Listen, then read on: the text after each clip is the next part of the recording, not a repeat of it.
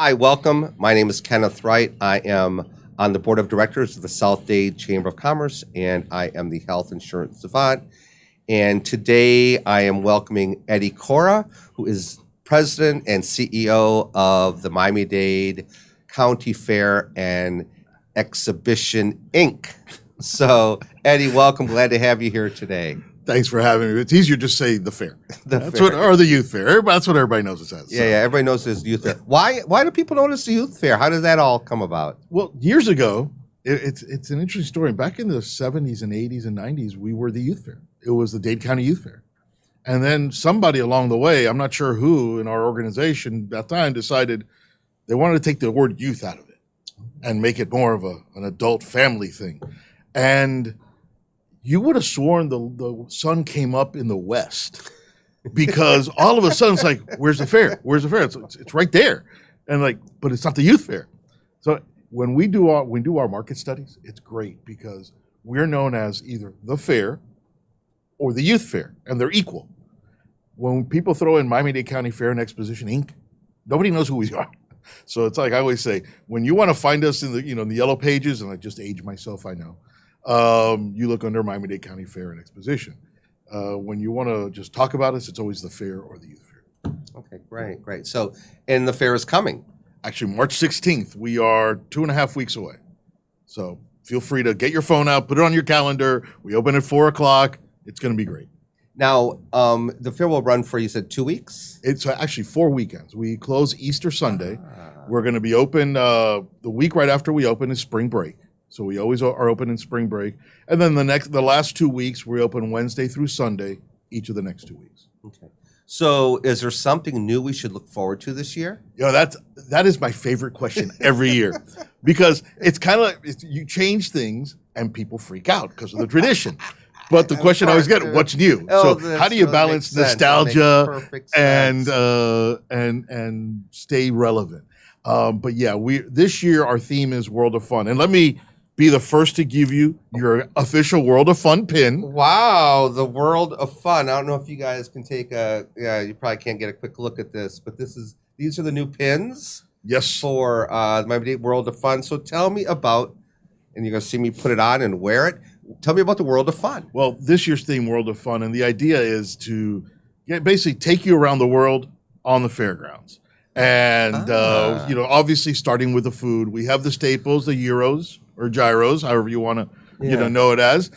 For our Mediterranean Greek food, we have, for those of you who, are sacred to Cuban sandwiches, we have done the fair thing to a Cuban sandwich, and we're making a funnel cake Cuban sandwich. Oh my God! Okay, so you can't really deep fry a Cuban sandwich, but we found the closest way to do it. Oh wow! We have beignets this year. We have a Mexican corn pizza.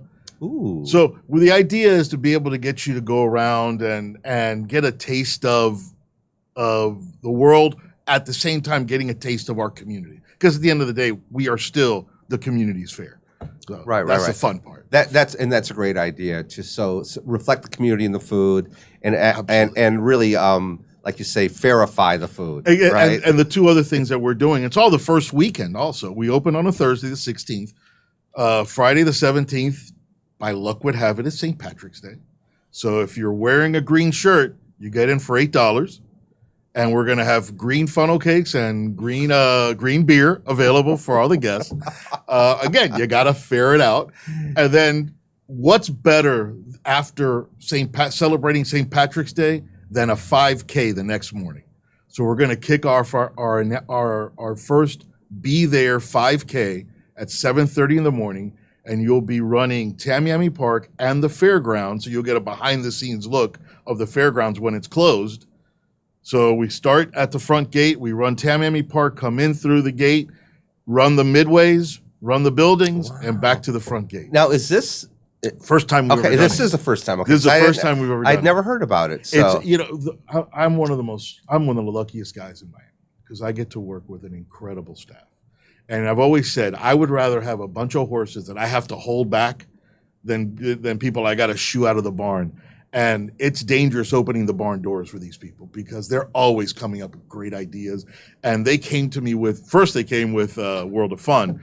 And I was like, oh my gosh, you guys, this is awesome. Yeah. And it's got that retro travel agent kind of feel to the logo and everything. So it was really nice. And then they came up with this, hey, let's celebrate St. Patrick's Day. And I'm like, I'm game. We're good. You know? That was enough. And then they came back with a 5K. And then I had to ask them, did you guys realize we're putting the 5K right after St. Patrick's Day, right? So, just maybe you were going for two different markets here. But we're looking forward to it. It's going to be a lot of fun. And we want to make this an annual thing because that's one of the new events we want to bring forward to help raise money for our scholarship fund. Yeah, that's why I want to ask about that. So I don't think a lot of people really understand what the not-for-profit is and how it all works. So they see a fair, Right. They see like corn dogs and funnel cakes, they see rides, and they think it all stops there. Right, and thanks for asking that. Basically, the Miami-Dade County Fair and Exposition, Inc. is a company. It's a private charitable organization that basically runs and puts on the youth fair every year.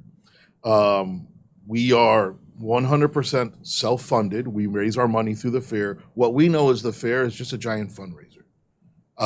And we receive no county dollars, we receive no state dollars. Again, 100% what we raise is what we have. Everything you see on the fairgrounds right now, all the buildings, the gates, the asphalt, everything was built by us with private dollars. So, we lease the land from the county, we maintain it, we improve it, and we look at it every year to see how we make it better for the guests, not only during the fair, but for the 70, 80, 100 events that happen on the fairgrounds year round. So the organization, we raise funds. Our mission is to support agriculture, number one. We are a county fair. We are an agricultural fair. In Miami, that has a different connotation than somewhere in Indiana. But we also support education and youth achievement, and we do that through our student exhibits. And anybody who's been to the fair, I'm going to tell you, if you want to see the heart of what we do, the heartbeat, come in through the front gate and make a right. I know the food is to the left. Your good gyros on the left. You have funnel cakes straight ahead. You can get to the food. I know the rides are in the back. You can get there. Make a right. Go into Arnold Hall. Go into that first building. And you're going to see some incredible vendors that have some incredible things to sell, but also get past there. You're going to see all the student exhibits. You're going to see the talent that this county has, and it's amazing. So what kind of exhibits? Okay, we have been working with the school system and students for 70 years. Okay. And the idea is we provide a showcase or a platform for these kids to show off their talent. Anything from literature to essays to poetry to CAD designs to architecture, sewing, Boy Scouts, Girl Scouts, robotics. These are projects they do at school. And the teachers enroll the kids and they show off their projects at the fair. At our, pre-pandemic, we had 60 to 65,000 projects at the fair from students every year. This includes the livestock, the animals that you see in the barn, the horticultural exhibits that you see, the landscape exhibits. Basically what it is a place for the kids to use their school year to get hands-on practical knowledge, practical experience, and then take that project and show it off. And one of the coolest things every year. This is one of my best stories. This is one thing I love to do. My office is right there. I come down into the building and I just sit there and I watch the families come in. And the kids are always, they're second, third, fourth graders. They're running around, whatever. The parents are usually come with the parents, the aunt, the grandmother. It's that family unit that Miami is known for. And they're looking for that project. And sooner or later, you see one of them their eyes light up. Here it is. Here it is. And nowadays, everybody's got to take a selfie. It's got to get ready for the gram. You got to post it on Instagram. So they're taking pictures with this popsicle house popsicle stick house, or they're taking pictures with this drawing their third grader made.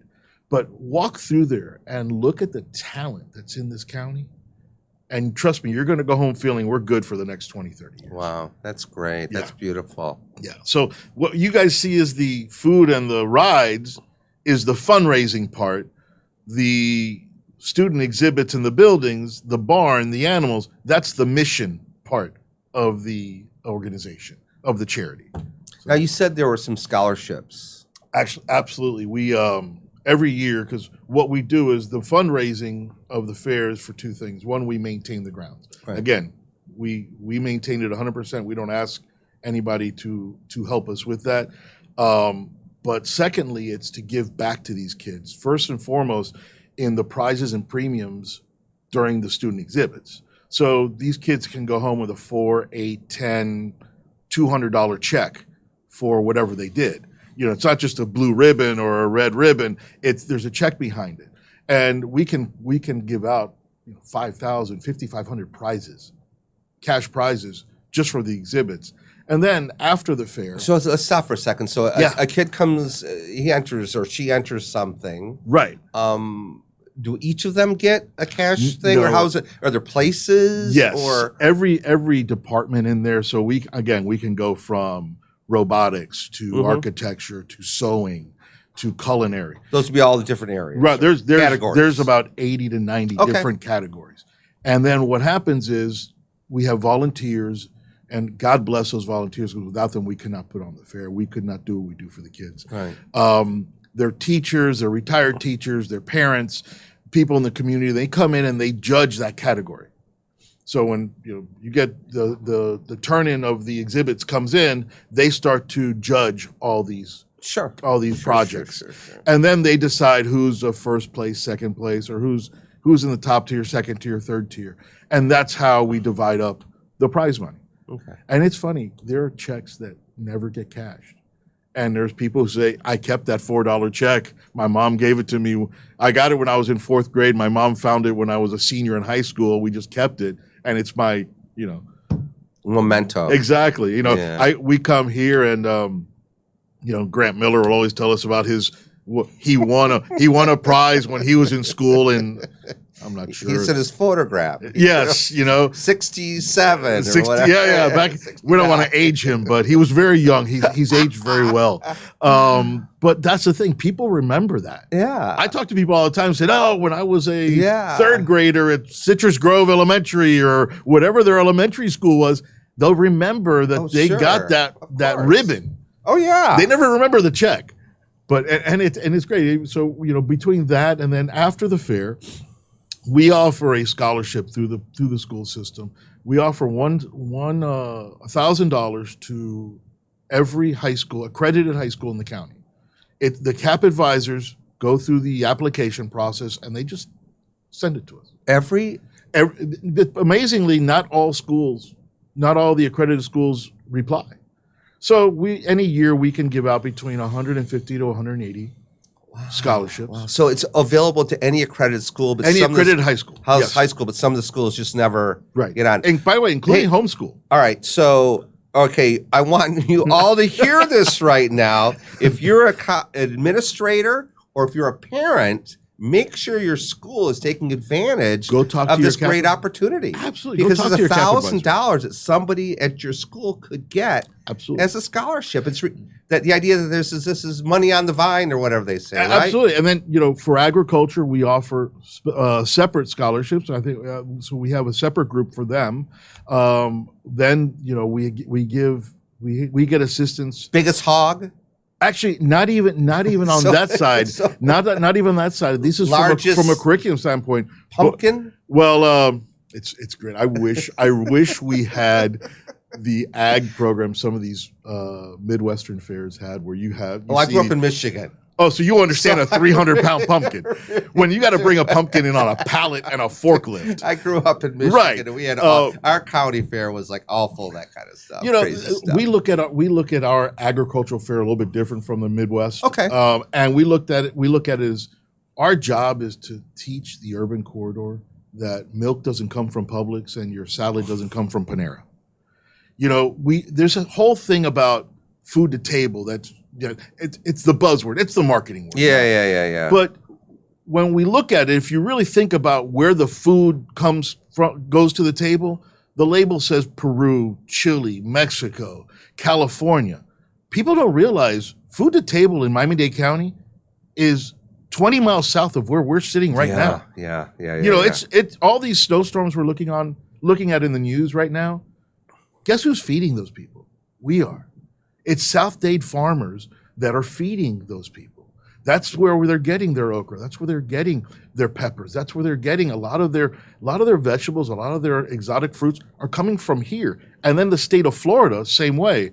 For the state of Florida and Miami-Dade County, agriculture is the number 2 driver of the economy. It's interesting. I mean, not just interesting, but eye-opening, because when I moved down here, and everyone that I know that first comes to Miami, they don't have any idea that, like you said, 20 miles, 15 miles south is this incredible agricultural mecca. We have this, and I guess, it's part of selling Miami and the branding of Miami. And I understand that we are a tourist destination, but we never sell anything past 17th Street or 17th Avenue. Okay. We never go past. Everything is South Beach. Everything is the Design District. Everything is Wynwood. And, Miami passed 17th Avenue 60, 70 years ago. That we've come out west, and when you look out west and you look in South-Dade specifically, and you look at what the farmers are doing and the pressures they're under right now, because of the growth and the search for housing, but the pressure they're under to feed the nation, and that's what they're doing. People like to use that term, but they are feeding the nation, right? And the state of Florida is the same way. Blueberries, strawberries. Out of Central Florida, peanuts out of North Florida, obviously the citrus industry, and then you've got the leafy greens off the East Coast. It's just it's people lose sight that the tourist state, the state known for Disney and sunshine and beaches, is actually an agricultural state, and Miami-Dade County is an agricultural county once you pass the marketing side of it. Well, we are South-Dade Chamber of Commerce is housed or is located in Homestead. Absolutely. So we have a big footprint in the Redlands where all this stuff goes on. And as you said, that there is a big battle right now of trying to make sure that we maintain that agricultural footprint. The other thing that's going on down there is that it's a big wedding destination. Agritourism. Yeah. That which was another crazy thing. There's something like 60 or 70 event sites. I actually attended a wedding down there. Oh, you did? Okay. And a friend of ours' daughter got married there. It was beautiful. It was a nursery that they took an area of it. I mean, 7-10 years ago, somebody said agritourism. You're like, that makes as much sense as jumbo shrimp. It's an oxymoron. Agritourism. What the heck's that? But that's where, as the fair, that's where we look at ourselves as that mouthpiece for South-Dade, for the agricultural component. We have a big market. We can introduce the county, that urban corridor, to what's going on down there. That's great. And that's what we want to evolve into, being able to be that conduit for the marketing conduit for what's going on in South-Dade. Again, those are all things about the fair that I was not aware of, because I don't take a right when I walk in. So from now on, I'm going to take a right. Take a right first, or go do your thing.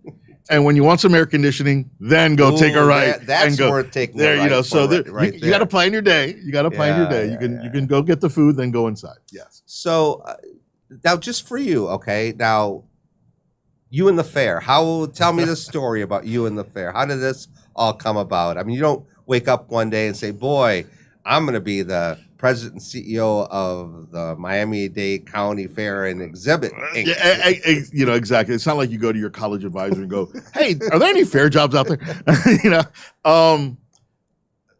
Luck, and I'll give you. I'm a Miami kid. I moved here in '79. Went to high school here. Went to college here. Got married. Raised 2 kids. Now they're on their own. It's great. So number one, I am 305 through and through. Okay. I was a student at St. Thomas University, Okay. and I was actually studying sports management. And our professors were very big on internships. So we would do internships everywhere. And we would go, and even if it was like a weekend deal of going to work a golf tournament for the Red Cross or the Walk for Autism, whatever it was, we had to go out and get practical real life experience in events. Graduated from there, worked in professional in Major League Baseball for years. Okay. And then got out of there, was working at the Orange Bowl Committee for a year. And past president of the Orange Bowl Committee was Ray Good, a former county manager, who was sitting on the board of the fair at the time. Now, our families knew each other. My parents knew him. I knew his kids. We grew up with his kids. And I get this phone call one day, and I go, and he's like, Ray wants to talk to you. Well, when Ray Good wants to talk to you, you find Ray Good and you talk to him. So I did. And he goes, hey, I want you to talk to the guys at the fair for a position on the board. We need to kind of get more diverse. We need to really get younger. I was in my early 30s at the time. And Ray was just a visionary when it came to this. Oh, we're talking about diversity, or he just believed that we need to get different viewpoints in the room and all talk about a topic. His thing was always, my idea is good, but our idea is better. Okay. And so he was good leader. Phenomenal leader, phenomenal person. So I got on the board of the fair in 2000 and had no idea. I mean, like any other kid, all I knew about was going with my girlfriend in high school, and you'd always sit in the Himalaya and you would sit on the outside because the force would push her towards you. Yeah. It was, those little tricks of the trade, by the way, if you're listening in high school now. We still have the Himalaya, by the way. And so that's all I knew. Then I learned the backside of it, the scholarships, the student exhibits, the ins and outs of it. And 18 years later, we were looking for a president, and the board looked at me. I had just been chairman for a few years, and the board looked and said, hey, would you be willing to step down off the board and take over as president? And at first I thought they were crazy. I'm like, what? I go, look, Miami. Mm-hmm. You understand Miami. And anybody who does business, every city is different. Miami is really different. Getting to know, in talking with marketing people around the country, they even say it's very different. It's 8 or 9 different markets that you got to find a common thread to talk to without spending millions of dollars to do it. And when you grow up here, it's your primary language. Miami is your language. So they asked me to be president, and that was almost 5 years ago. And I'll be honest with you, I haven't worked a day since. I inherited a phenomenal staff, incredible staff, extremely more creative than I even saw when I was on the board of directors. Right. And it was basically, what I learned really quick is my job is not to get in their way. It's real simple. Just let them do what they do. Give them the tools. Throw in my stupid ideas every once in a while because I'm known for that. And just let them go. And that's kind of how we got World of Fun, and how we made it out of the pandemic, and how we're, moving forward. That's great. It's a wonderful. I haven't worked a day since July 18th of 2018. I wake up every morning and say, I get to have fun again today. So how many people are involved in, how many people does it take to put on the fair from behind the scenes? We know that there's all the vendors and all the people there, but I'm talking about your team. Okay, full-time, year-round, it's about 40 people. Okay. Between operations, maintaining it, marketing, accounting, all the business side of it. Okay, all the exciting IT, the business side of it. Right. The stuff that, helps you go to sleep at night. Right. Fair time, we're looking at anywhere between 400 and 600 volunteers. We're looking between 600 and 800. We hire about 600 to 800 people between event staff and cashiers and runners and parking lot attendants and et cetera, et cetera. It just figure we have about 150 food stands at about 40 games. They come with their people. So we're talking probably about 3,000, 2,000, 3,000 people there. Then you got the ride company that comes in with their 80, 85 rides, and they bring in about another 300 people. So this also, I mean, we It's don't a really small think, city. Yeah, we don't really think about this. This also kicks in a good amount of cash just to the local economy as well. Absolutely. I mean, Besides the fair happening. in just sales tax alone from the fair, Mhm.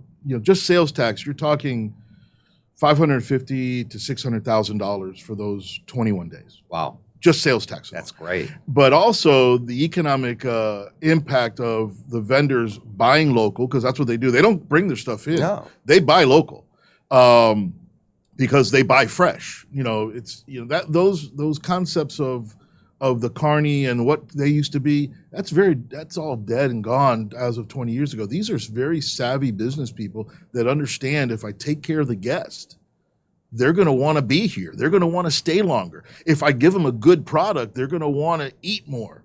It's those days where you try to do something, just try to get the dollar. Those days are done, and I'm very fortunate that over the years we have gotten these partners, these vendors, the ride company. They're true partners, and our only focus is guest experience. Right. It's making incredible. sure that when you come in and spend that dollar, it's the best entertainment dollar you spent. Okay, perfect. So we only have a few more minutes, Yes. but what I want to ask you about is, give us the inside now. If I'm coming to the fair, what are the things, and I know I don't want you to be like, some inside scoops on what should we not miss. I don't want you to discriminate, but what should we not miss besides the exhibits that we're all going to go Absolutely. see? We're all going to see the exhibits. But what else at the fair? Is there a couple of rides or a couple of favorite foods that you say you Yes. got to do? Or go on. I'm going to give you, first of all, if you're coming with your family, Yeah. I'm going to tell you. And people ask me all the time. I know Fridays and Saturday nights are real popular, but they're busy. Yeah. And it's like anything else. That's when everybody's there. If you really want to enjoy, we open Wednesday, Thursday, Friday on non-spring break week. Come on Wednesday, Thursday, come those days. If you're coming Friday and Saturday, come early. If ride-wise, my favorite ride, which I'm afraid of heights, but I'm still going to ride it, is the observation wheel. And it's not the roller coasters, and it's not the freak out or the speed or the Mach 3, but because it's 150 feet high in an enclosed gondola air-conditioned car. Ooh. And from Westchester, from 150 feet, you can see 11 to 12 miles. So it's possible from Westchester, you can see the Everglades and the Bay at the same time. So ride-wise, that's great. Shows, entertainment, because of the theme, we've got a lot of international shows, Asian dancers, Caribbean dancers, and then we have the favorites, the circus and the ice show. Okay. 3 shows daily, 4 on the weekends. It is, the entertainment for the added value entertainment you get for your admission price. And that's all included in It's all admission. included. It's Well, all included. The rides are extra, the food's extra, but all the entertainment is there for you. Again, circus and the ice show are the 2 favorites every year, but go see the other acts, the cultural acts, the Caribbean dancers, the Brazilian dancers. We have a parade every evening. There's people that actually will line up on the parade route. And they'll just hang out. Is everything okay? Oh, no, they'll look at their watch. No, just 30 minutes. So what's in the parade? We have 4 floats, all themed to World of Fun. Okay. And beads. And we have people, if you want to get your group on the floats to be able to throw the beads, just go to info@fairexpo.com. Give us your request. We'll have somebody contact you, and if the dates are available, we'd love to have you out there. Who doesn't want to throw beads on a float? Well, actually, I can say we're not throwing beads. We gently toss them underhand. Gently toss them underhand. Who doesn't want to gently toss beads underhand? Thank you very much. I appreciate that. But if you go, there's so much for you to do. And, again, then we have the animal exhibits in the barn. The steer, hog, and lamb shows are first because those are the first projects that get done. Then you have all the poultry, you have all the birds, you have the rabbits, the guineas. There's so many things to see. Right. And what you get to, and then obviously the pig races. Everybody loves the pig races. Never seen them. You've never seen the pig races? It's interesting. I went last year for the first time with my daughters, and I'll tell you, we had been to a couple of fairs in Michigan where I grew up. So this was the first time to go to the youth fair here, and first of all, we were smart because we went early. Yes. So You have the place to yourself. didn't have a lot of crowds. Right. It was really easy. The ride lines weren't long. Everything went extremely well, but we didn't see the darn pig races. So I'm going to make sure that's on our agenda. You can for see this year. circus, ice show, pig race in that order and see the entire fair at the same time. Okay, great. Well, listen, Eddie, this has been really, really great. Thank you so much. Thank you. I Looking appreciate forward to seeing you at the fair and us all having some fun there. This is Kenneth Wright with the South-Dade Chamber of Commerce on the board of directors saying thank you.